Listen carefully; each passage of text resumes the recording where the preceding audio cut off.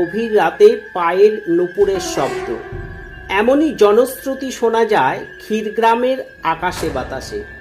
হ্যাঁ, যে সতীপীঠ সম্পর্কে এমন কিংবদন্তি শোনা যায় সেটি হলো যোগাদ্দা সতীপীঠ। ভারতের পশ্চিমবঙ্গের পূর্ব বর্ধমান জেলার ক্ষীরগ্রামে এই পীঠ অবস্থিত। এখানে সতীর ডান পায়ের বৃদ্ধাঙ্গুলি পতিত হয়েছিল। এখানে যে দেবী মূর্তি তা কোষ্ঠী পাথরের তৈরি, রূপে তা মহিষাসুর মর্দিনী।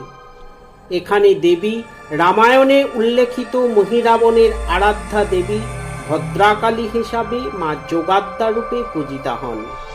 দেবী যোগাদ্দার ভৈরব হলেন ক্ষীরখণ্ডক।